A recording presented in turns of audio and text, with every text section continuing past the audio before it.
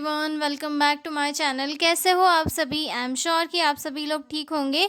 तो चलिए हम लोग आज का वीडियो स्टार्ट करते हैं। आज के वीडियो में हम लोग जो है एक 7 नंबर का क्वेश्चन डिस्कस करने वाले हैं, जिसमें ये पूछा गया था, describe the medical and nursing management of a child with hydrocephalus. यानी कि ऐसे बच्चे का नर्सिंग मैनेजमेंट बताइए जिसे ऑलरेडी हाइड्रोसेफेलस है। ठीक है, काफ़ी सिंपल क्वेश्चन है और मैं आपको जो है बहुत ही ईजी और सिंपल लैंग्वेज में समझाऊंगी। ठीक है, तो इसमें हमें सबसे पहले जो है मेडिकल मैनेजमेंट डिस्कस करना है, उसके बाद नर्सिंग इंटरवेंशन जो नर्सेस करती है वो सारी चीज़ें हम लोग डिस्कस करेंगे। ठीक है, तो हाइड्रोसेफेलस क्या है? हाइड्रोसेफेलस एक जो है न्यूरोलॉजिकल डिसऑर्डर है। ठीक है, इसमें क्या होता है कि हमारे जो ब्रेन का सीएसएफ होता है वो नॉर्मल वैल्यू से ज़्यादा हो जाता है। और ये किस कारण से कॉज होता है? मेनली या तो ब्रेन में कोई ऑब्स्ट्रक्शन आ जाता है, जहाँ से जो है सीएसएफ फ्लो हो रहा है वहाँ पे कोई ऑब्स्ट्रक्शन आ जाता है, जिसके कारण वहाँ पे सीएसएफ इकट्ठा हो जाता है। या तो फिर सीएसएफ का जो एब्जॉर्प्शन है वो डिसबैलेंस हो जाता है, यानी कि जो एब्जॉर्प्शन होना चाहिए सीएसएफ का वो प्रॉपर नहीं हो पाता।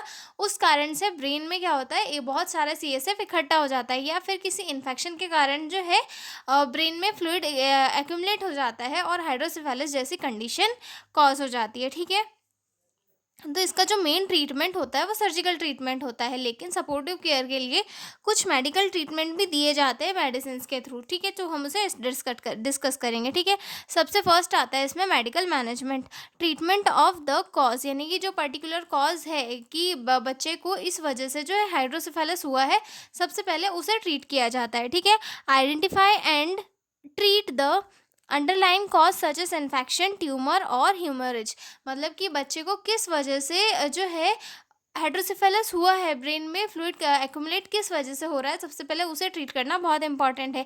या फिर वो किसी ट्यूमर के कारण हो रहा है, या फिर ब्रेन में हीमोरेज के कारण हो रहा है, या फिर किसी इन्फेक्शन जैसे कि मेनिंजाइटिस हो गया, या फिर अदर कोई ब्रेन अब्सेस, इन चीज़ों के कारण हो रहा है ब्रेन में जो है एक्यूमुलेशन, तो उस कॉज को सबसे पहले ट्रीट किया जाता है। ठीक है, if due to meningitis give antibiotic as per culture and sensitivity. और अगर जो है किसी इन्फ्लामेशन या फिर इन्फेक्शन के कारण हो रहा है, तो उस टाइम पे जो कल्चर की रिपोर्ट आती है उसके अकॉर्डिंग जो है उसे मेडिसिन वगैरह दी जाती है। ठीक है, उसके बाद जो है मेडिकल थेरेपी दी जाती है, जो एक सपोर्टिव थेरेपी के जैसे वर्क करती है, जिसमें आता है सबसे पहले डायूरेटिक्स दिए जाते हैं पेशेंट को, ताकि जो सीएसएफ है उसका प्रोडक्शन टेम्पररी कम किया जाए, ताकि ब्रेन में जो है ऑलरेडी बहुत सारा सीएसएफ जमा हो चुका है, तो कम से कम प्रोड्यूस कम हो, तो उसका लेवल जो है ज़्यादा कम बढ़े। ठीक है,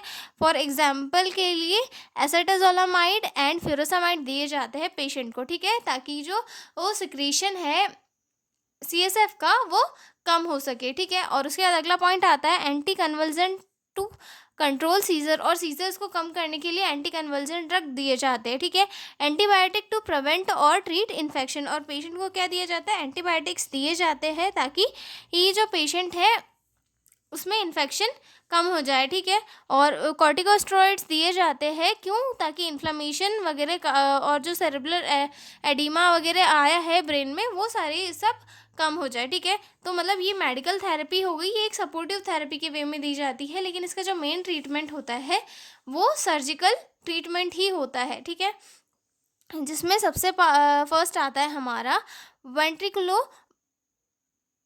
पेरिटोनियल शंट सर्जरी। ठीक है, ये जो है काफ़ी कॉमन ट्रीटमेंट होता है। पहले हम इसके बारे में थोड़ा सा डिस्कस करेंगे कि ये है क्या। ये जो है एक टाइप का सर्जिकल प्रोसीजर होता है, जिसमें जो है एक ट्यूब, यानी कि जिसे हम शंट कहते हैं, वो हमारे ब्रेन के वेंट्रिकल से लेकर डायरेक्ट एब्डोमेन, यानी कि हमारी पेरिटोनियल कैविटी में लगाया जाता है, ताकि जो है वहाँ से एक्स्ट्रा सीएसएफ जो है ब्रेन से ड्रेन होकर सीधा एब्डोमेन में चला जाए, और वहाँ पर फ्लूइड एब्जॉर्ब होकर जो है ब्रेन का प्रेशर कम कर दे। ठीक है, और इससे क्या होता है, ब्रेन का प्रेशर कम कम हो जाता है काफ़ी, और ये जो सर्जरी है ये काफ़ी कॉमन वे में यूज़ की जाती है। ठीक है, जिसमें सबसे फर्स्ट देखेंगे मोस्ट कॉमन ट्रीटमेंट, ये जो है मोस्ट कॉमनली यूज़ किया जाता है।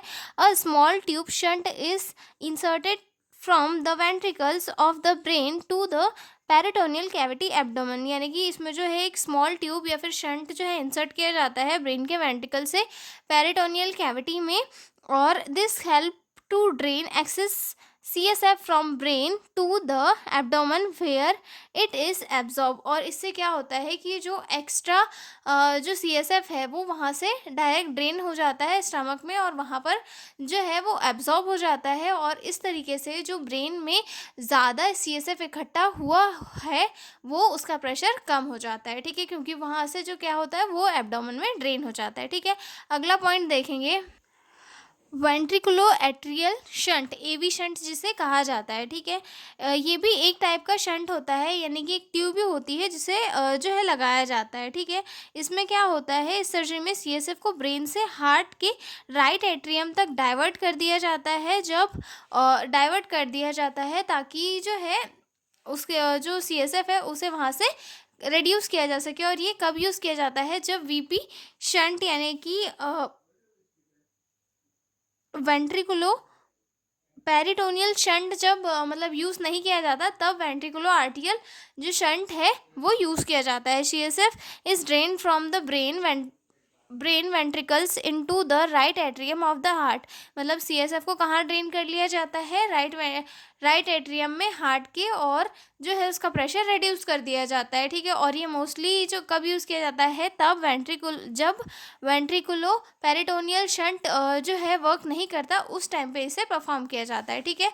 उसके बाद जो आता है अगला पॉइंट हमारा, इंडोस्कोपी थर्ड वेंट्रिकुलोस्टॉमी, ठीक है। इसमें क्या होता है, इसमें एक छोटा सा होल थर्ड वेंट्रिकल के फ्लोर पर बनाया जाता है जिससे CSF इजीली फ्लो कर सके, ठीक है। ये सर्जरी ऑब्स्ट्रक्टिव हाइड्रोसेफेलस में की जाती है, यानी कि कहीं पे ऑब्स्ट्रक्शन कॉज हो गया है तो उस रीज़न की वजह से ये सर्जरी जो है परफॉर्म की जाती है, ठीक है। A small hole is made in the floor of the third ventricle to allow the CSF to flow freely. It used to mostly in obstructive hydrocephalus. और ये क्या है, एक टाइप का जो है मतलब सर्जरी है जिसे एक किन केसेस में यूज़ किया जाता है, ऑब्स्ट्रक्टिव हाइड्रोसेफेलस वाले केसेस में इसे यूज़ किया जाता है। और साथ ही साथ इसमें क्या किया जाता है, जो ब्रेन का थर्ड वेंट्रिकल होता है उसमें होल बना दिया जाता है उसके फ्लोर पर, ताकि CSF का फ्लो जो है इजीली बना रहे, ठीक है। 3 हो गई हमारी सर्जरीज। अब देखेंगे हम लोग नर्सिंग मैनेजमेंट की नर्सिस को क्या क्या परफॉर्म करना है, ठीक है। जिसमें सबसे फर्स्ट आता है प्री ऑपरेटिव नर्सिंग केयर, ठीक है, जिसमें हमें पेशेंट को असिस्ट करना है, observe for increase the head size, bulging, fontanelle vomiting, irritability and changes in consciousness. मतलब इसमें जो है नर्सेज को सबसे पहले जो पेशेंट का हेड का साइज़ है उसमें इंक्रीमेंट हुआ है या नहीं हुआ है, वो बढ़ा है या नहीं बढ़ा है, ये सबसे पहले ऑब्जर्व करते रहना है थ्रू हेड सर्कमफेरेंस, मतलब हेड सर्कमफेरेंस को मेज़र करके जो है नर्सेज को हमेशा ये ऑब्जर्व करना है कि पेशेंट का जो साइज़ है हेड का वो बढ़ा हुआ है या नहीं है, ठीक है। Measure head circumference easily and record it on a chart. और जो नर्स है वो पेशेंट का जो है हेड सर्कमफेरेंस मेज़र करेगी और इसे फिर जो है रिकॉर्ड में चार्ट में रिकॉर्ड करेगी, ताकि जो है आगे अगर उसका हेड सर्कमफेरेंस बढ़ जाए या फिर कम हो तो उस टाइम पे जो है ये रिकॉर्ड मेंटेन रहे, ठीक है। उसके बाद अगला पॉइंट आता है positioning, keep child's head elevated semi Fowler position to promote CSF drainage and decrease intracranial pressure. और जो बच्चा है, बच्चे को हमेशा हमें जो है सेमी फाउलर पोजीशन में रखना है, ताकि जो ड्रेनेज है वो प्रॉपरली हो सके और इंट्राक्रेनियल प्रेशर जो है वो रिड्यूस हो, ठीक है। Maintain skin integrity, change position frequently to prevent pressure sore, especially if head is large. जो बच्चा है उसकी हमें हमेशा पोजीशन चेंज करती रहनी चाहिए ताकि प्रेशर जो है ज़्यादा इंक्रीज ना। अगला पॉइंट आता है प्रिवेंट इन्फेक्शन, पेशेंट को हमें जो है इन्फेक्शन से प्रिवेंट करके रखना है। Maintain strict aseptic precautions while handling the child, जब भी बच्चे को हम हैंडल कर रहे हैं या फिर उसे केयर प्रोवाइड कर रहे हैं तो उस टाइम पे ये जो है स्पेशल असेप्टिक टेक्निक्स को अपनाना है, क्योंकि बच्चा जो है इन्फेक्शन के लिए प्रॉन है, उसे इन्फेक्शन कभी भी कॉज हो सकता है, तो हमें जो है बच्चे को हमेशा सेफ इसमें रखना है, ठीक है। उसके बाद अगला पॉइंट आता है nutrition, provide small frequent feedings to prevent vomiting. और बच्चे को हमेशा जो है छोटी छोटी ही जो है फ्रिक्वेंट डाइट देनी है, मतलब बहुत सारा इकट्ठे नहीं खिलाना है नर्सेज को पेशेंट को, धीरे धीरे फ्रिक्वेंट डाइट देनी है ताकि बच्चे को वॉमिटिंग वगैरह ना हो, ठीक है। उसके बाद फैमिली सपोर्ट करना है, explain the condition and surgical procedure to parent to reduce anxiety. और जो भी बच्चे का सर्जिकल प्रोसीजर होना है उसके लिए जो है बच्चे के पेरेंट्स को अच्छे से समझाएंगे, उन्हें साइकोलॉजिकल सपोर्ट देंगे कि जो बच्चे का जो है सर्जिकल ऑपरेशन होना बहुत ज़रूरी है, तो आप लोग जो है टेंशन मत लीजिए और बच्चा उसके बाद ठीक हो जाएगा। ये सारी चीज़ें उन्हें समझाना है ताकि वो अपने बच्चे की कंडीशन को लेके जो है ज़्यादा डरे नहीं, ठीक है। अब अगला पॉइंट आता है हमारा पोस्ट ऑपरेटिव नर्सिंग केयर। हमने इसके अभी तक जो देखा वो था प्री ऑपरेटिव नर्सिंग केयर, अब हम देखेंगे पोस्ट ऑपरेटिव नर्सिंग केयर, जिसमें सबसे फर्स्ट आता है पोजिशनिंग, ठीक है। बच्चे को जो है जब बच्चे का जो है ऑपरेशन हो चुका है तो उसके बाद हमें उसे जो है 24 आवर्स तक सीधे फ्लैट ही रखना है, ठीक है। Keep the patient flat on the unoperated side for 24 hours to prevent rapid drainage of CSF। बच्चे को फ्लैट ऑफ अनऑपरेटेड साइड पर रखना है फॉर फर्स्ट 24 आवर्स, मतलब सर्जरी के तुरंत 24 आवर्स तक बच्चे को जो है उसी साइड पे रखना है ताकि जो CSF है वो सडनली ड्रेन ना हो, ठीक है। बाद में हेड को स्लाइटली एलिवेट हम कर सकते हैं, ठीक है। After that keep head elevated slightly, मतलब धीरे धीरे जो है हेड को हम थोड़ा ऊपर कर सकते हैं बच्चे को, ठीक है। अगला पॉइंट आता है मॉनिटर वाइटल साइन। बच्चे का जो वाइटल साइन है उन्हें रेगुलरली हर 2 घंटे में मेज़र करना है, ठीक है। Check temperature, pulse, respiration and blood pressure regularly, ठीक है। ऑब्जर्व फॉर शंट फंक्शनिंग, और जो शंट हमने पेशेंट की बॉडी में डाला है उसकी फंक्शनिंग को भी ऑब्जर्व करते रहना है। Look for sign of shunt infection, fever, redness, swelling along with shunt tract. अगर शंट ब्लॉक हो गया है तो पेशेंट की बॉडी में जो है वॉमिटिंग वगैरह होगी, इरिटेबिलिटी देखने के लिए मिलेगी, बर्जिंग देखने के लिए मिलेगा और फंटनल वगैरह जो है हमें थोड़े देखने के लिए मिलेंगे, ठीक है। और अगर उसकी वजह से कोई इन्फेक्शन हुआ है तो उस कंडीशन में रेडनेस, फीवर या फिर स्वेलिंग वगैरह देखने के लिए मिलेगी। तो ये सारे जो फैक्टर्स हैं हमें ऑब्जर्व करना है कि बच्चे की बॉडी में शंट जो है प्रॉपर फंक्शनिंग कर रहा है या नहीं कर रहा है, ठीक है। उसके बाद अगला पॉइंट आता है wound care. Keep surgical site clean and dry, observe for any discharge और रेडनेस। और जो ऑपरेशन साइट है उसे हमें प्रॉपर ऑब्जर्व करते रहना है और हमेशा उसे क्लीन और ड्राई रखना है।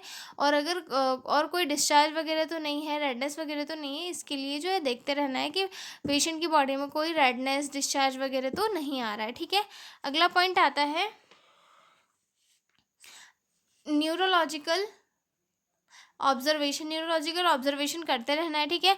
Monitor level of consciousness, pupil reaction and seizures. और जो उसकी आइस है उसकी जो पीपल्स है उनकी रिएक्शन भी जो है प्रॉपरली ऑब्जर्व करते रहना है। साथ ही साथ पेशेंट की जो कॉन्शियसनेस है उसे भी चेक करते रहना है, ठीक है। और सीजर वगैरह तो नहीं है, इसके लिए भी हमें चेक करते रहना है, ठीक है। Head circumference measurement properly on time head का सर्कमफेरेंस जो है मेज़र करते रहना है, क्योंकि उसके थ्रू ही हमें पता लगेगा कि जो CSF का प्रेशर है वो कम हो रहा है या नहीं हो रहा है, ठीक है। Continue daily measurement to check effectiveness of shunt, ठीक है। Fluid and electrolyte balance, maintain accurate intake and output chart, output और इनपुट चार्ट प्रॉपरली मेंटेन करके रखना है, ठीक है। Medication administer, prescribe antibiotics, anti convulsants and analgesic, मतलब जो डॉक्टर के द्वारा प्रिस्क्राइब की गई है उसे according antibiotic, anti convulsants and analgesic drug हमें जो है कंटिन्यू करते रहना है, ठीक है। उसके बाद अगला पॉइंट आता है पेरेंट एजुकेशन, ठीक है। Teach parents how to recognise sign of shunt, malformation, vomiting, irritability, bulging, fontanelle. और जो पेशेंट के माता पिता है, पेरेंट्स हैं, उन्हें जो है सारी चीज़ों के बारे में समझाना है कि भाई जो शंट है अगर वो प्रॉपरली वर्क नहीं करेगा तो उसके कारण जो है बच्चे को जो है बल्जिंग होगी या फिर फंटेनल में उभार वगैरह दिखेगा, साथ ही साथ वॉमिटिंग होगी और बच्चा इरिटेट हो जाएगा। तो आप लोग ये जो उसके साइन है उसको ऑब्जर्व कीजिएगा और साथ ही साथ जो है ये सारी चीज़ों को देखते हुए बच्चे की को अच्छे से केयर प्रोवाइड करिएगा, ठीक है। Advice parent for regular follow up and head measurement at home, और बच्चे का जो हेड मेजरमेंट है उसे डेली घर में करने के लिए एडवाइस करेंगे, ताकि जो शंट है वो प्रॉपर वर्क कर रहा है या नहीं कर रहा है उसके बारे में पता लगाया जा सके, ठीक है। Encourage normal growth and development activities, और बच्चे की जो नॉर्मल ग्रोथ और डेवलपमेंट एक्टिविटीज़ है उन्हें बच्चे को इनकरेज करना है, ठीक है। तो ये हो गया हमारा point, medical and surgical management of the child with hydrocephalus. तो मिलते हैं अगले वीडियो में एक नए क्वेश्चन के साथ, तब तक के लिए बाय बाय।